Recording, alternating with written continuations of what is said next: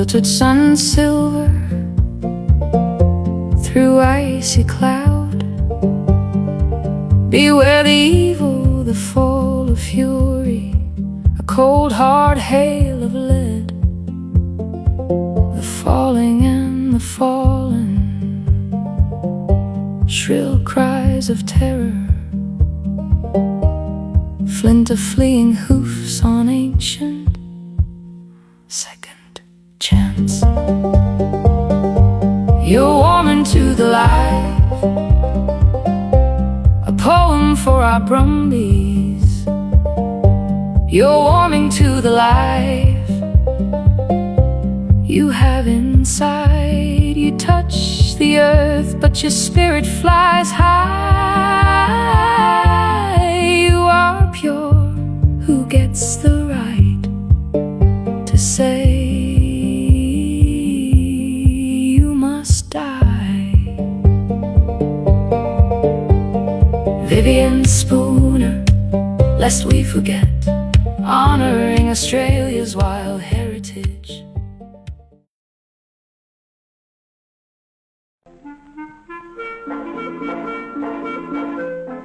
The hills have changed since my day. There were never so many people about, even during the gold rush.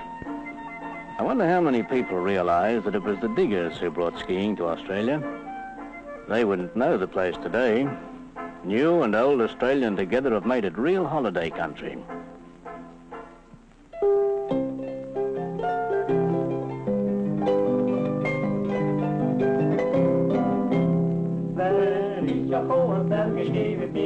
Så hålla sjalgen duktigt vid dagen köra Tirol.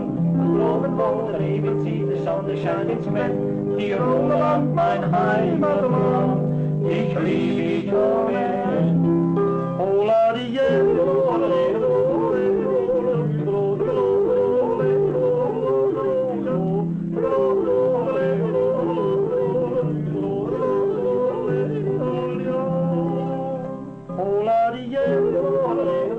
I could ride before I could walk, but the kids of today are finding their feet in a new way.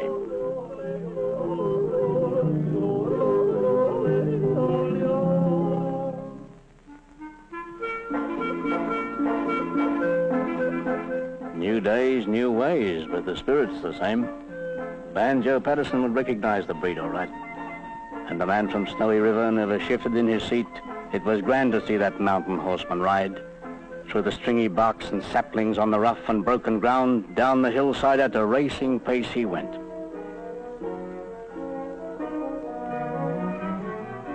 There are new people in the snowy mountains who are bringing the heritage of the old world to the new Australia among the changing hills. Ancient horses, where one moment can rewrite everything we thought we knew. In 2013, such a moment arrived. Not in a pristine laboratory, but from the frozen earth of Canada's Yukon Territory. Scientists, working in the biting cold of the permafrost, unearthed a fragment of bone. This was no ordinary find. It belonged to an ancient horse that had walked this very ground an astonishing 700,000 years ago to 50 million years ago. The persistent cold had acted as a perfect natural freezer, preserving not just the bone itself, but the very blueprint of life contained within it, its DNA. This discovery was a landmark achievement for science and for our understanding of the natural world. But what the scientists managed to do with it, they carefully extracted the ancient, fragmented DNA and pieced it together. This painstaking work resulted in the complete genetic sequence, or genome, of this long-extinct animal. At the time, it was the oldest full genome ever sequenced, pushing the boundaries of what was thought possible in genetic research. It was like finding a detailed instruction manual for a creature that had vanished from the earth hundreds of thousands of years before our own species, Homo sapiens, even existed. This ancient text, written in the language of genes, held profound secrets about the history of one of humanity's closest animal partners. Imagine a world locked in an ice age, a landscape of immense glaciers, frozen tundra. This was the world of the 700,000-year-old horse estimated was found. Its remains were found preserved in the Thistle Creek region, a place that has yielded many treasures from the Pleistocene epoch. The permanent freezing of the ground created a time capsule, protecting the delicate biological material from decay over countless millennia. This unique preservation allowed researchers to look directly into the deep past. It gave them a tangible link to an animal that roamed the earth during a period of the Ice Age, offering clues not just about the horse, but about the entire ecosystem it inhabited.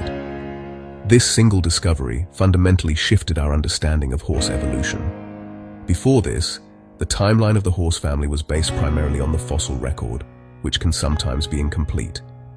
By having the actual genetic code, scientists could now use a molecular clock. This technique compares the genetic differences between species to calculate how long ago they shared a common ancestor. The 700,000-year-old genome provided a firm anchor point in the distant past, allowing for a much more accurate calibration of this clock. It was a pivotal piece of evidence that would send ripples through the story of the entire horse family, revealing a history far older and more complex than previously imagined. The ancient genome from the Yukon did more than just tell the story of one horse. It illuminated the history of its entire family. This family, known to science as Equidae, is a diverse group that includes all modern horses, donkeys, and zebras. By comparing the 700,000-year-old DNA with that of modern equids, researchers could trace their lineages back through time with newfound precision. The results were startling.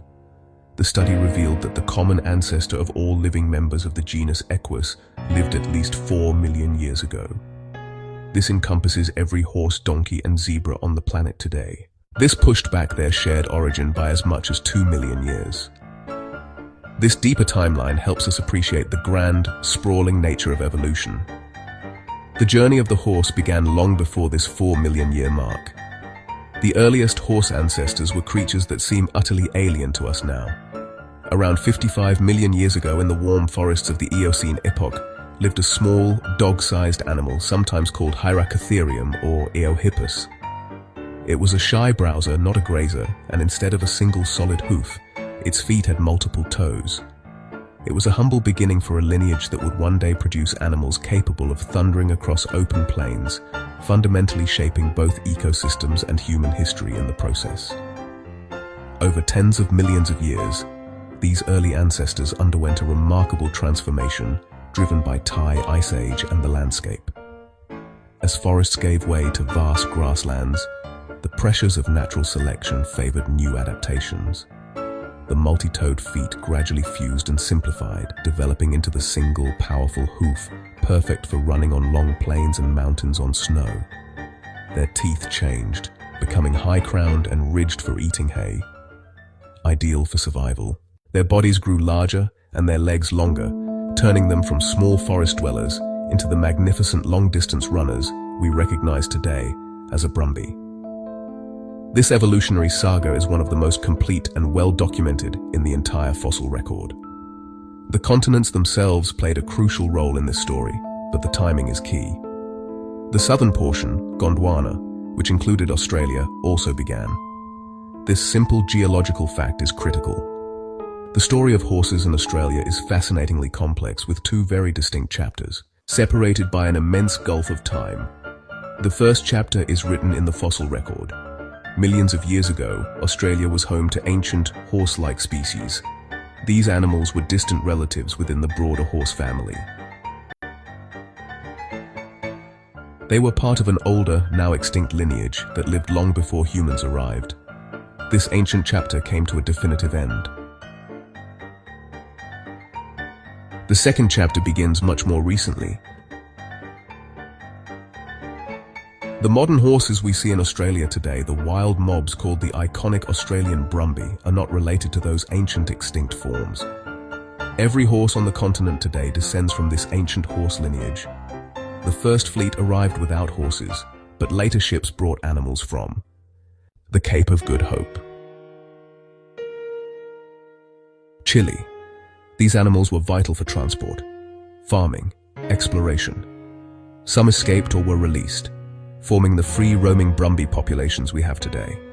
So, while Brumbies are wild, they are free and wild, just like the convicts from when our convicts arrived here in Australia. A koala is They are ancient horse lineage from indigenous spirit horse stories and rock art. They belong to Equus caballus, as the same species as a modern racehorse, a farm draft horse. Their connection to the ancient horse family tree is deep, stretching back over 4 million years to a common ancestor shared with donkeys, zebras. But their specific history in Australia is unknown, but in oral indigenous stories and rock art can be found throughout communities in Australia. The global, ancient evolutionary history of horses and the specific, recent history of horses in Australia is intertwined when deep research is evident. Yes, the horse lineage is ancient. Yes, some distant horse relatives once lived in Australia. The ancient Australian forms of the horse are spoken about in indigenous cosmology. However, the Western system of academia can be confused on how to read this knowledge, as it is not mainstream. The Brumby is a powerful symbol of the Australian bush, but its story as written in the academic history is recent arrival and adaptation, not ancient survival, in which is not spoken about, in fact ignored. Currently high the Nesidalla's government culling policy to shoot Brumbies throughout Nesidalla's currently.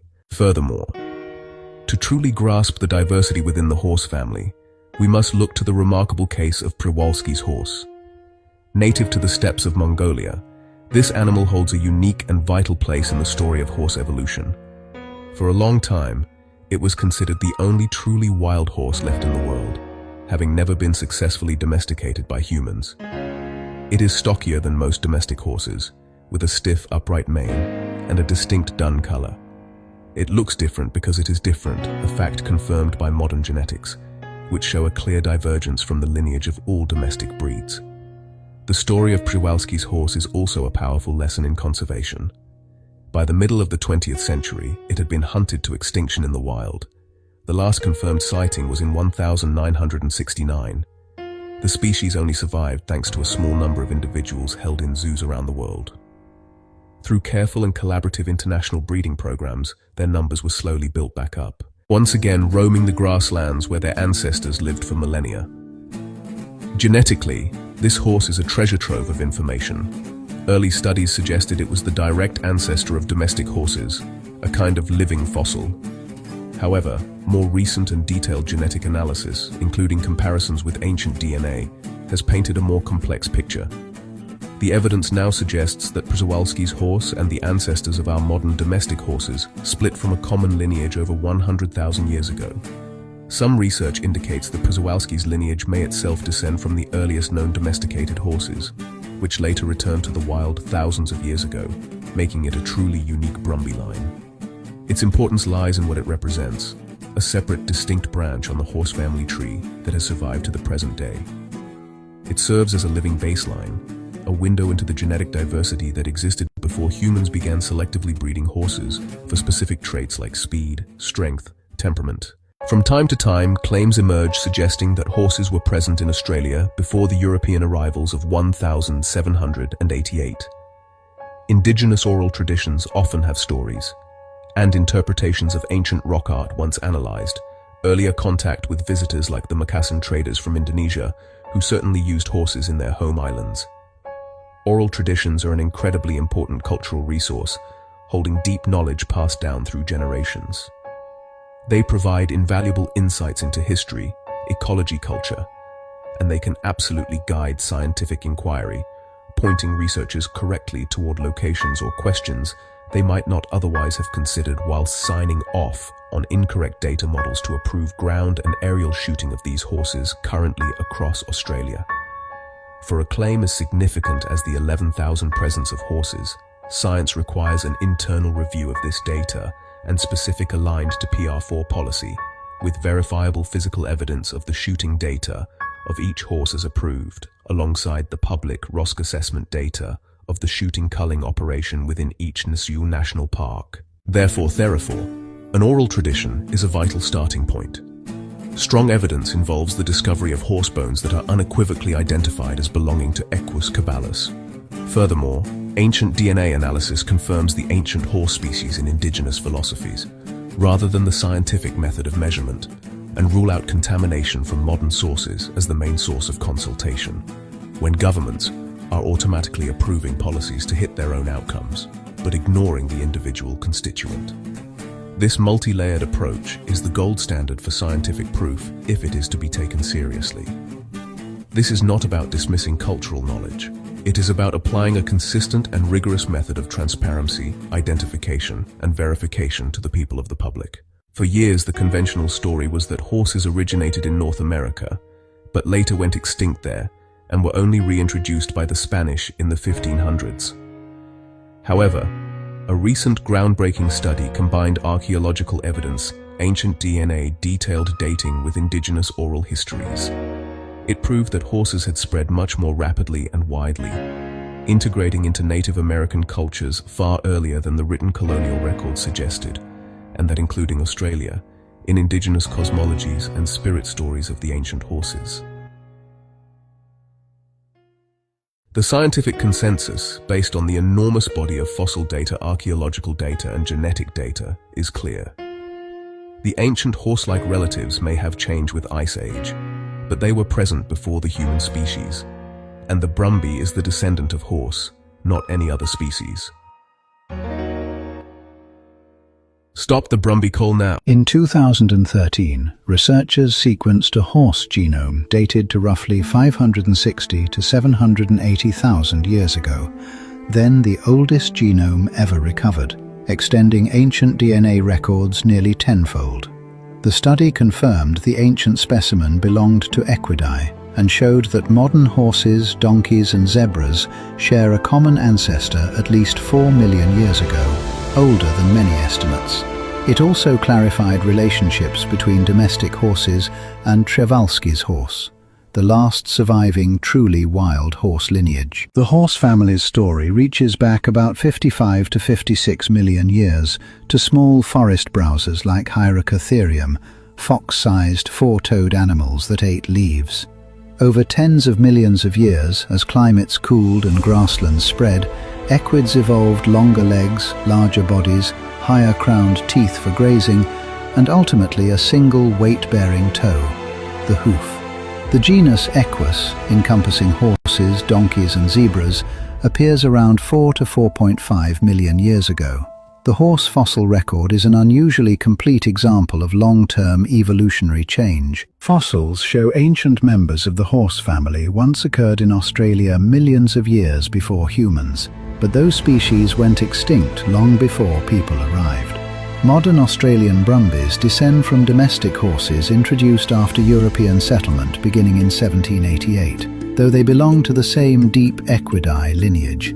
Makassar sailors from present-day Indonesia did visit northern Australia before British colonisation, leaving linguistic, material and rock art traces. But currently there is no accepted archaeological evidence that they brought horses to Australia before 1788. Questions remain open. Some oral traditions and historical accounts, like Putikan, recorded in the 1820s and described like a horse, invite careful study, but post-contact recording and translation complicate interpretation. For claims of pre-colonial horses to be accepted, researchers need multiple independent lines of evidence: securely dated remains, ancient DNA, archaeological context, and independent verification. Meanwhile, horses are clearly embedded in contemporary Aboriginal culture and storytelling. The horse lineage, from a small Eocene browser to modern Brumbies, is a long, ongoing story. New evidence could still change parts of it.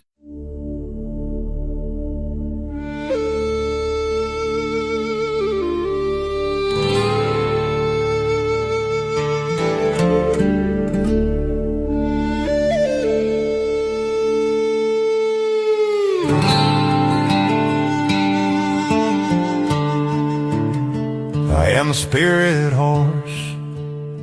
In this land I roam. This is my home, where the ancients have grown. Before man walked, before his first breath, I drank sacred waters, I danced with no death. I'm a messenger, bridging the skies with Wakantanka, where my spirit flies. From thunder beat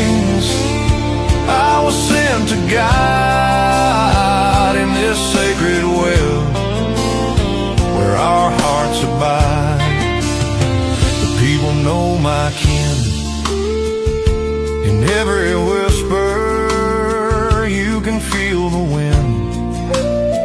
Our kind are sacred, divine by God's grace, gifts from the Creator in this sacred space. Yes, I'm a messenger, bridge in the skies with Wakantanka, where my spirit flies. From thunder beings I was sent to guide in this sacred will where our hearts abide. In Lakota stories I rise with the sun, embodying power. I'm never alone. With every heartbeat the land sings my song. We're all related, together we belong. In the dance of the stars I feel the call. Through ceremonies sacred I give my all. Horses and spirit, we soar and we heal as guardians of light and balance, our truth reveal. Yes, I'm a messenger who bridges the skies with Wakantanka, where my spirit flies.